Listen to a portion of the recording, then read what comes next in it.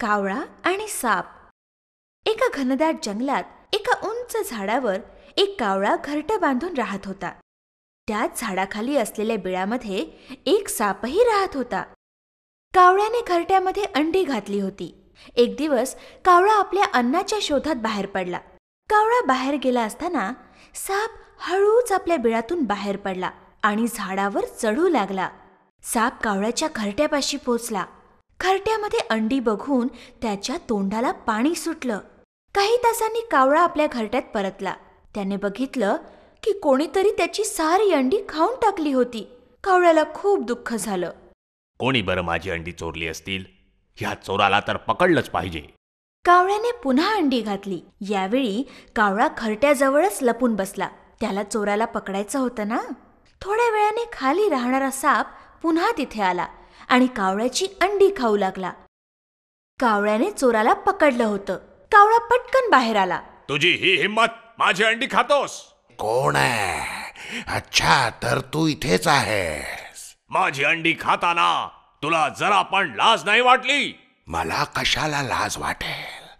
मला भूक लागली होती म्हणून मी तुझी अंडी खाल्ली. परत जर कधी माझ्या अंड्यांकडे नुसतं बघितलास तर मी तुला ठार मारीन. तू काय मला मारणार? जा, तुला जे करायचं ते करून घे. कावळा खूप उदास झाला. त्याच वेळेस कावळ्याचा मित्र कोल्हा तिकडून येत होता. कावळा झाडावरून उतरला आणि आपल्या मित्राजवळ जाऊन रडू लागला. अरे काय झालं? का रडतोयस बाबा? त्या दुष्ट सापाने माझी सगळी अंडी खाल्ली. मला त्याला ठार मारावंसं वाटतंय, पण काय करू, मी एकटा आहे. तू अजिबात रडू नकोस मित्रा, मी तुला मदत करीन. पण तू माझी मदत कशी करणार? ऐक, माझ्याकडे एक युक्ती आहे, पण तू रडणं बंद कर आणि मी काय सांगतो ते नीट ऐक. ठीक आहे, काय करायचं ते सांग.